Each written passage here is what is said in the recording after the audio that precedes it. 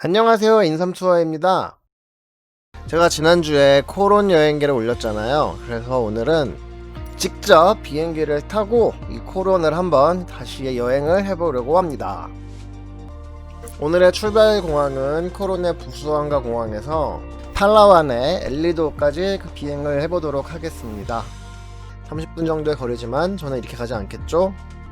코론 섬을 열심히 헤집으며 이곳저곳을 돌아보도록 하겠습니다. 자, 코론에 뭐가 있는지 같이 한번 날아볼까요? 목표 고도는 2000피트로 하고 최대한 낮게 날면서 코론의 이곳저곳을 돌아보려고 해요. 플라이트 2020과 함께하는 코론 여행 시작합니다. 해가 지고 있는데 해가 지는 시간보다는 낮이 더 좋을 것 같으니 낮으로 시간을 바꾸고 둘러보도록 할게요. 참고로 이 코론공항은 한국에서 공항 확장 공사를 대신해줘서 코론공항 앞에 가시면 기념비가 있는데 나중에 코론에 가시면 코론공항 앞에 기념비에서 사진 한 장 꼭 찍어주세요. 저 앞에 코론섬과 코론타운 그리고 다른 섬들이 보이기 시작합니다. 코론타운 뒤편에 있는 타피아스 산이 어떻게 구현이 됐는지 한번 보러 가보도록 하겠습니다. 타피아스 산은 좀 비슷하긴 한데 원래 이 타피아스 산 정상에는 십자가가 있는데 십자가가 보이진 않네요. 코론이라고 글씨 써있는 글씨도 있고 해서 좋은데 코론타운에서 타피아스 산까지 계단을 통해서 걸어 올라갈 수 있어요. 그리고 이 타피아스 산 정상에서 바라보는 그 코론의 풍경이 좋다고 하니 한번 확인을 해보겠습니다. 아마 이렇게 보이겠죠?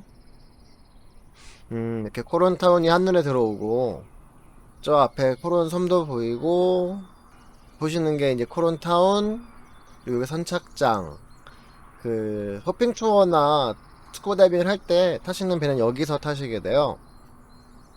이 선착장에 이제 배들이 모이는데 와 새소리도 들리네요.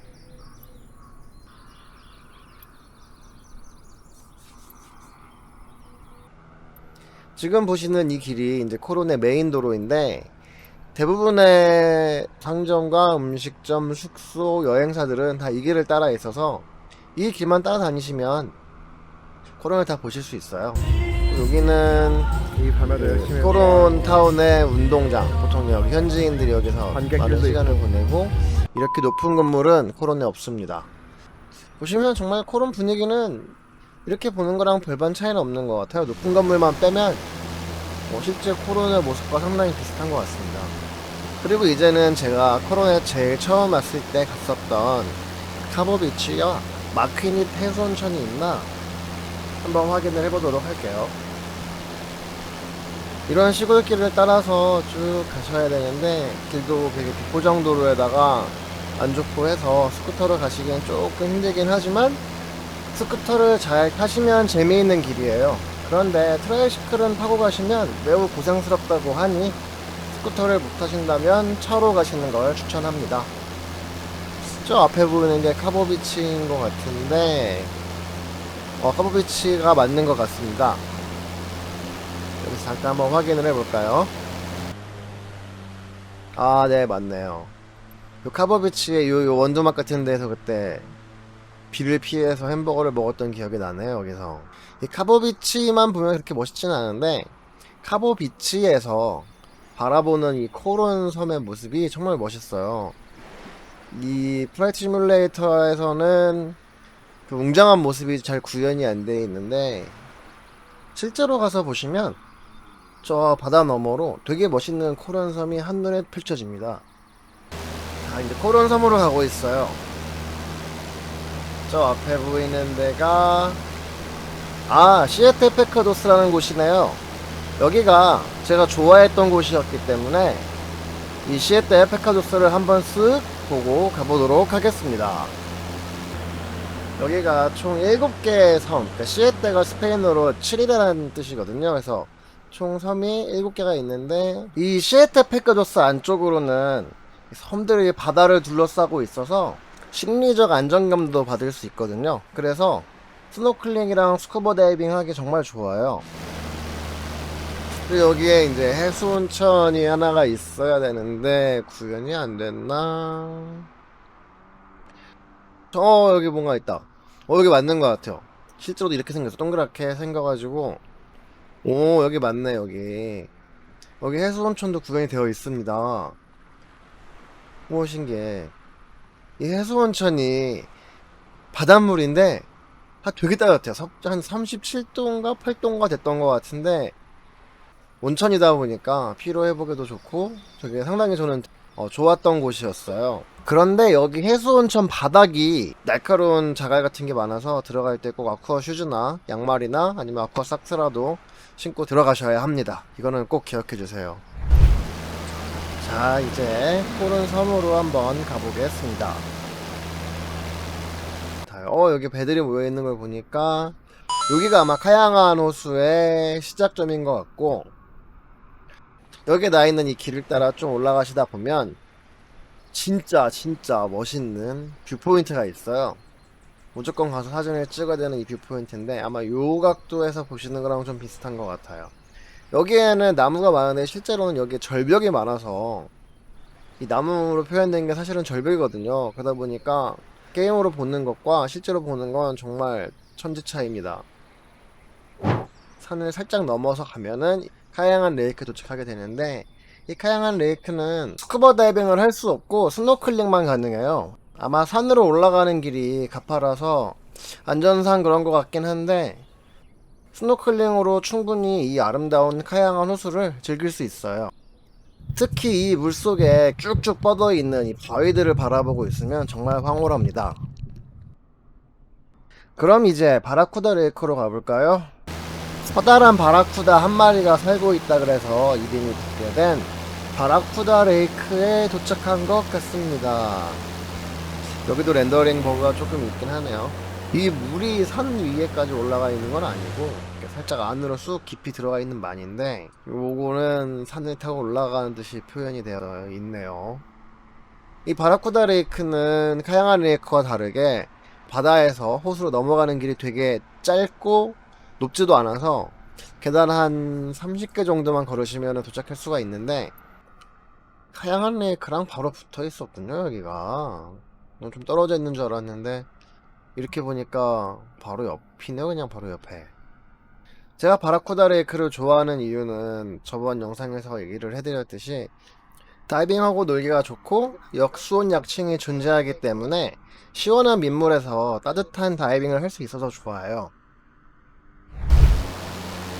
그리고 이제 가는 데가 이제 트윈 라군이라고, 두 개의 라군이 바로 옆에 근접해 있어서 트윈 라군이라고 부르는 곳이 있어요. 이게 트윈 라군의 모습인데, 왼쪽에 있는 거 하나, 오른쪽에 이렇게 두 개의 라군이 이렇게 형성되어 있고, 이 두 개의 라군은 물 위에서 보면 바위로 막혀 있지만 물 속으로는 연결이 되어 있어요.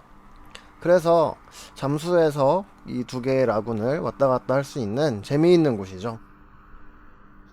트윈 라군 주변을 이제 드론이랑 비교를 해보면 여기는 좀 상당히 비슷한 것 같아요. 그리고 여기도 있네. 이 드론으로 찍었을 때 무슨 소용돌이 치는 듯한 얕은 물구덩이가 있었는데 저게 뭘까 싶었는데, 여기도 이게 있는 걸 보면 실제 항공지도에서도 똑같이 표현이 되나 봅니다. 다음에 가면 저기 한번 꼭 가보고 싶어요. 위에서 봤더니 되게 예뻐 보였었는데. 이렇게 보니까 코른섬, 단순해 보이는 코른섬도 엄청 복잡한 해안선을 가지고 있네요. 이러니까 유명하고 아름다운 관광지가 된 게 아닐까 싶어요. 또 여기 코론이 스노클링 하기 좋은 이유는 에메랄드 빛으로 보이는 곳에 산호들이 많아요. 그중 정말 좋았던 코랄 가든을 한번 찾아볼까요?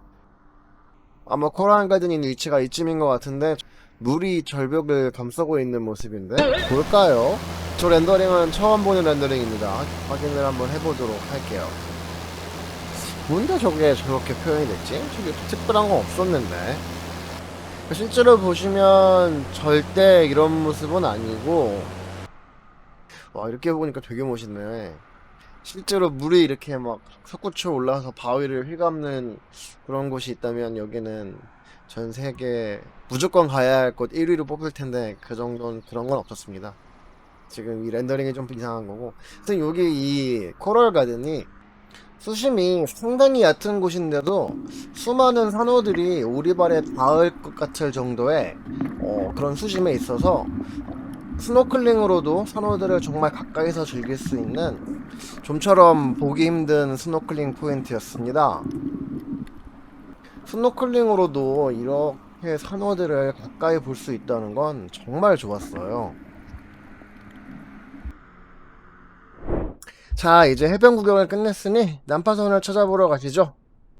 지난 코론 영상에서 코론이 좋은 이유 중에 난파선 다이빙이 있었죠.